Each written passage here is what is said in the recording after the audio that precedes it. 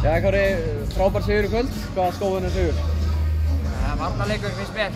1, 2 og 3 við höldum Keflavík og frábær sóknarlið í 70 stigum. Það er það sem ég finnst vera algjörlega sigurinn og svo kannski eftir því frábært. Mér finnst það vera frábært mjög vel og þetta nýttu okkur það að vantaði þeirra besta mann og þeirra svona akkeri kannski inn í teignum og við vorum mjög öflugir að nýta okkur það og það var mjög gott.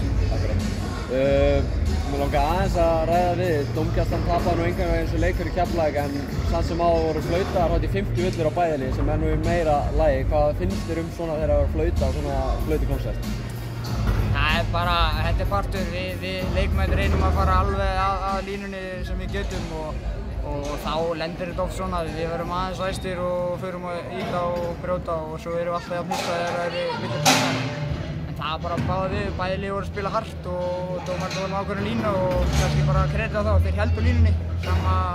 Sama kannski hvað við fórum að kvarta og bæði lið að kvarta og þá héldu þeir samt sínu striki og það er bara, svona eitthvað búinn að vist. Keflavík tók Rönni í 3. hluta og í 4. og minnkaði þetta niður í 2 stig mest. Fór ykkur efasemdar hugsanir um því?